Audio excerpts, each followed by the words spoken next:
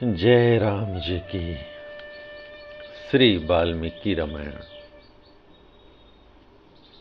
उत्तरकांड 34वां सर्ग। बाली के द्वारा रावण का पराभव तथा उनमें मित्रता का होना। अर्जुन से छुटकारा पाकर राक्षस राज रावण निर्वेद रहित हो पुनः सारी पृथ्वी पर विचरण करने लगा। राक्षस हो या मनुष्य, जिसको भी वह बल में बढ़ा चढ़ा सुनता था, उसी के पास पहुंचकर अभिमानी रावण उसे युद्ध के लिए ललकारता था। तदंतर एक दिन वह बाली द्वारा पालित किष्किंधापुरी में जाकर स्वर्ण मालाधारी बाली को युद्ध के लिए ललकारने लगा। उस समय युद्ध की इच्छा से आए हुए रावण से बाली के मंत्री तारा के पति सुसेन तथा युवराज अंगद एवं सुग्रीव ने कहा, राक्षस राज, इस समय बाली तो बाहर गए हुए हैं, वे ही आपके जोड़े के हो सकते हैं। दूसरा कौन बानर आपके सामने ठहर सकता है। रावण चारों समुद्रों से संध्या उपासना करके बाली अब आते ही होंगे, बस 2 घड़ी ठहर जाओ। राजन, देखिए, ये जो शंख के समान उज्जवल हड्डियों के ढेर लग रहे हैं, ये बाली के साथ युद्ध की इच्छा से आए हुए आप जैसे वीरों के ही हैं। बानर राज बाली के तेज से इन सब का अंत हुआ है। रावण, यदि आपने अमृत का रस पी लिया हो तो भी जब आप बाली से टक्कर लेंगे तब वही आपके जीवन का अंतिम क्षण होगा। विश्रवा कुमार बाली संपूर्ण आश्चर्य के भंडार हैं। आप इस समय इनका दर्शन करेंगे। केवल इसी मुहूर्त तक उनकी प्रतीक्षा के लिए ठहरिए, फिर तो आपके लिए जीवन दुर्लभ हो जाएगा।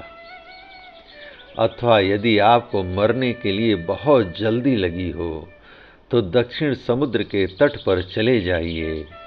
वहां आपको पृथ्वी पर स्थित हुए अग्निदेव के समान बाली का दर्शन होगा। तब लोगों को रुलाने वाले रावण ने तार को भला बुरा कहकर पुष्पक विमान पर आरूढ़ हो दक्षिण समुद्र की ओर प्रस्थान किया। वहां रावण ने सुवर्णगिरी के समान ऊंचे बाली को संध्या उपासना करते हुए देखा। उनका मुख प्रभात काल के सूर्य की भांति अरुण प्रभा से उद्भासित हो रहा था। उन्हें देखकर काजल के समान काला रावण पुष्पक से उतर पड़ा और बाली को पकड़ने के लिए जल्दी जल्दी उनकी ओर बढ़ने लगा। उस समय वह अपने पैरों की आहट नहीं होने देता था। देव योग से बाली ने भी रावण को देख लिया, किंतु वे उसके पापपूर्ण अभिप्राय को जानकर भी घबराए नहीं। जैसे सिंह खरगोश और गरुण सर्प को देखकर भी उसकी परवाह नहीं करता, उसी प्रकार बाली ने पापपूर्ण विचार रखने वाले रावण को देखकर उसकी चिंता नहीं की। उन्होंने यह निश्चय कर लिया कि जब पापात्मा रावण मुझे पकड़ने की इच्छा से निकट आएगा तब मैं इसे कांख में दबाकर लटका लूंगा और इसे लिए दिए शेष 3 महासागरों में घूम आऊंगा। उसकी जांघ, हाथ, पैर और वस्त्र खिसकते होंगे, वह मेरी कांख में दबा होगा और उस दशा में लोग मेरे शत्रु को गरुण के पंजे में दबे हुए सर्प के समान लटकते हुए देखेंगे। ऐसा निश्चय करके बाली मौन ही रहे और वैदिक मंत्रों का जप करते हुए गिरिराज सुमेरु की भांति खड़े रहे। इस प्रकार बल के अभिमान से भरे हुए वे बानर राज और राक्षस राज दोनों एक दूसरे को पकड़ना चाहते थे। दोनों ही इसके लिए प्रयत्नशील थे और दोनों ही वह काम बनाने की घात में लगे थे। रावण के पैरों की हल्की सी आहट से बाली यह समझ गया कि अब रावण हाथ बढ़ाकर मुझे पकड़ना चाहता है। फिर तो दूसरी ओर मुंह किए होने पर भी बाली ने उसी तरह उसे सहसा पकड़ लिया जैसे गरुण सर्प को दबोच लेता है। पकड़ने की इच्छा वाले उस राक्षस राज को बाली ने स्वयं ही पकड़कर अपनी कांख में लटका लिया और बड़े वेग से वे आकाश में उछले। रावण अपने नखों से बारंबार बाली को बकोटता और पीड़ा देता रहा, तो भी जैसे वायु बादलों को उड़ा ले जाती है, उसी प्रकार बाली रावण को बगल में दबाए लिए फिरता रहा। इस प्रकार रावण के हर लिए जाने पर उसके मंत्री उसे बाली से छुड़ाने के लिए कोलाहल करते हुए उसके पीछे पीछे दौड़ते रहे। पीछे पीछे राक्षस चलते थे और आगे आगे बाली। इस अवस्था में वे आकाश के मध्य भाग में पहुंचकर मेघ समूहों से अनुगत हुए आकाशवर्ती अंशुमाली सूर्य के समान शोभा पाते थे। वे श्रेष्ठ राक्षस बहुत प्रयत्न करने पर भी बाली के पास तक न पहुंच सके।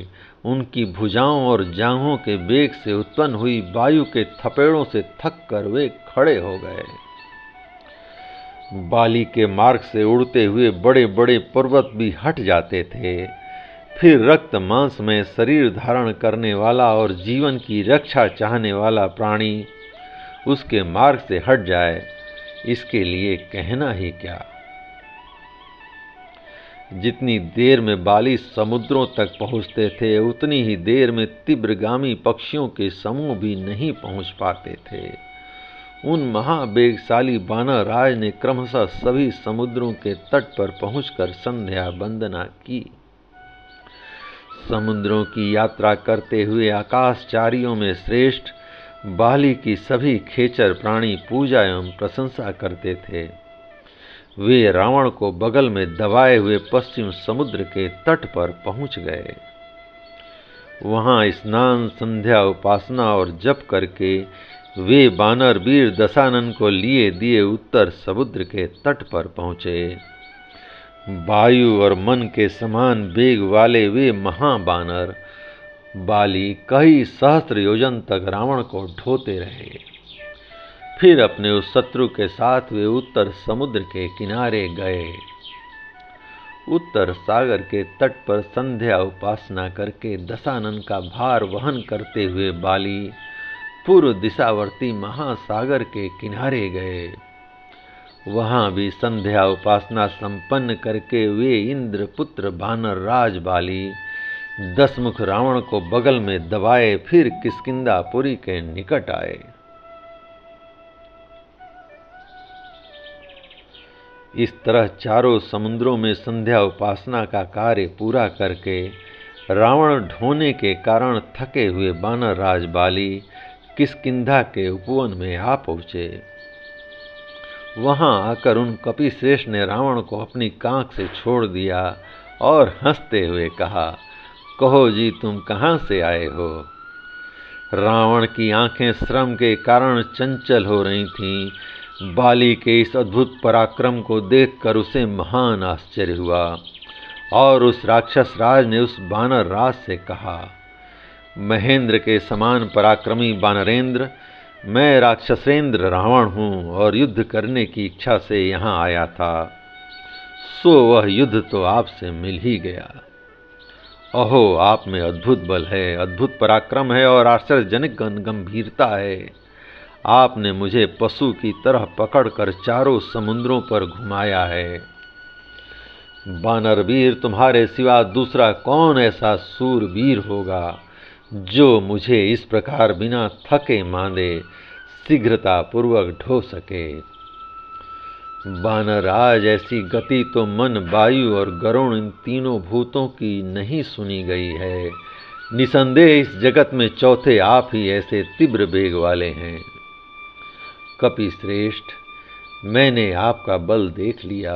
अब मैं अग्नि को साक्षी बनाकर आपके साथ सदा के लिए स्नेहपूर्ण मित्रता चाहता हूँ। वानरराज, स्त्री, पुत्र, नगर, राज्य, भोग, वस्त्र और भोजन, इन सभी वस्तुओं पर हम दोनों का साझे का अधिकार होगा। तब वानर राज और राक्षस राज दोनों ने अग्नि प्रज्वलित करके एक दूसरे को हृदय से लगाकर आपस में भाईचारे का संबंध जोड़ा।